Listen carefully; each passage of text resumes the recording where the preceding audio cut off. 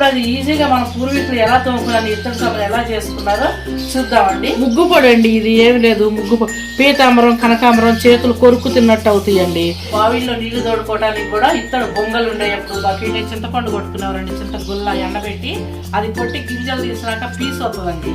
ఆ పీసు ఇంతంత పీస్ అయితే ఒక కుండలో పెట్టుకొని దాచుకునేవాళ్ళు.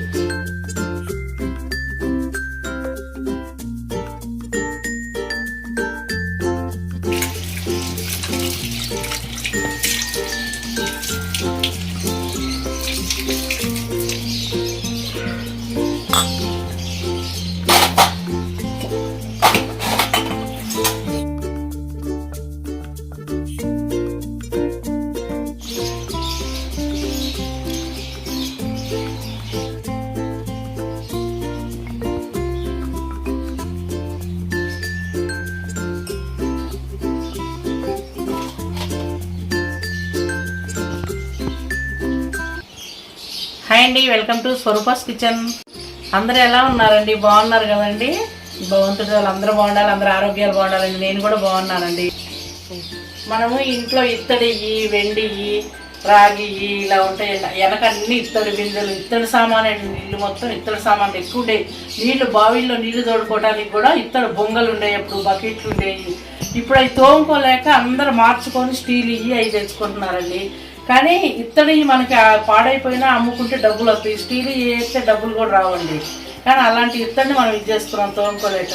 ఇప్పుడు అది ఈజీగా మన పూర్వీకులు ఎలా తోముకున్నాను ఇత్తడి సామాన్ ఎలా చేసుకున్నారో చూద్దామండి. వాళ్ళు అప్పుడు చింత చెట్లు ఉండే చింతపండు కొట్టుకునేవారండి. చింతగుల్ల ఎండబెట్టి అది కొట్టి గింజలు తీసినాక పీసు వస్తుందండి. ఆ పీసు ఇంతంత పీస్ అయితే ఒక కుండలో పెట్టుకొని దాచుకునేవాళ్ళు. అది ఇలా ఈ స్టీల్ ఇత్తడి రాగి అవన్నీ తోముకోవడానికి బాగా ఉపయోగపడేది. అది తోముకొని మన పొయ్యిలో బూడి చేసి తోముకుంటే తెల్లగా ఉండేవి. అప్పుడు నేను మనవరాలు అన్నం తినేది, నా కొడుకు ఇచ్చాడు, ఇది మేనమామ ఇచ్చాడు వెండి గిన్నె చిన్నప్పుడు. మరి ఇప్పుడు ఈ గిన్నె ఇంత నల్లబడింది కదా, నేను దీన్ని ఎలా తెల్లగా తోముతానో తెల్లలాడేలా చూడండి మీరు, అంత శ్రమ లేకుండా. ముగ్గు పొడి అండి, ఇది ఏమి లేదు.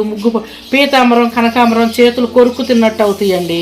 ఈ ముగ్గు పొడితోటి కాస్త నిమ్మ చెక్క వేసుకొని ముగ్గు పొడితో నిమ్మ చెక్క వేసుకొని రుద్దుకుంటే మనకి ఇప్పుడు మనం చింతపండు కొనుక్కుంటున్నాం కదండి, మనకు అది రాదు పీసు.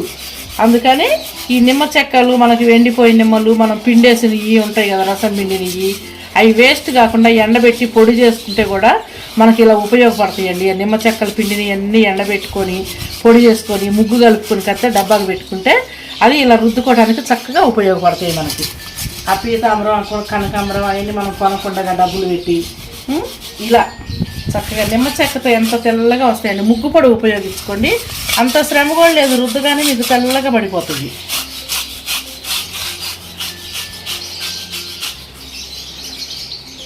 మనకి ఇంట్లో పని కాగానే మన పొయ్యి మీద వంట చేసుకుంటారైనా ఇలా అనుకోవచ్చండి, చక్కగా తెల్లగా వచ్చేస్తాయి మీకు.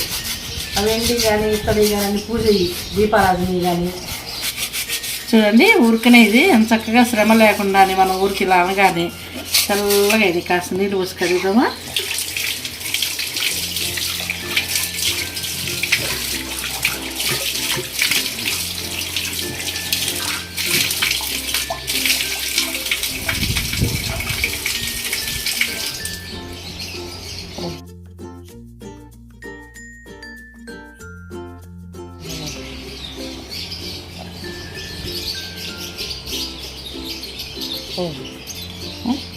ఇది కూడా ఇక రుద్దితే పోతుంది.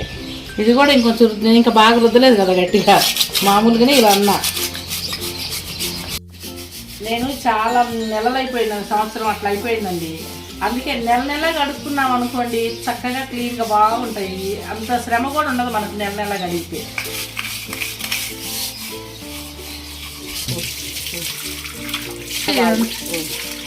చూడు ఇదంతా ఎలా పోయిందో చూడమ్మా. అసలుకి తెల్లగా అయ్యింది.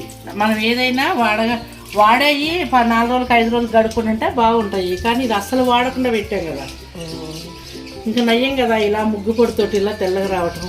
చేతులు పాడు కాకుండా కనకాంబరంతో.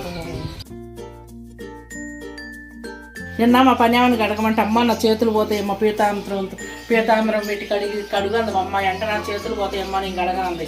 వద్దులే అమ్మా నేను గడుగుతానని తేలిగ్గా ఇప్పుడు గడిగేశానండి. పీతాంబరం కనకాంబరం అంటే పనులు కూడా అమ్మో అంటారండి.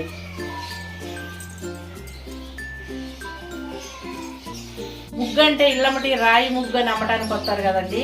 ఆ ముగ్గు మనం ఇంటి ముందు ఏం కొనుక్కుంటాం కదా, అది మనం బియ్య పిండి కలపకుండా తీయండి. రాయిది ఆ పొడి తీసి దాంతో రుద్దండి. బియ్య పిండి కలిపితే మళ్ళీ బాగోదు కదండి. ఇది మనకు స్మూత్గా ముగ్గు పట్టడానికే బియ్య పిండి. నిమ్మకాయ ఆ ముగ్గులో ముంచుకుంటా రుద్దితే తెల్లగా వస్తాయి, తల మిలమిల మెరిసిపోతాయి, చేతులు శ్రమ లేకుండా.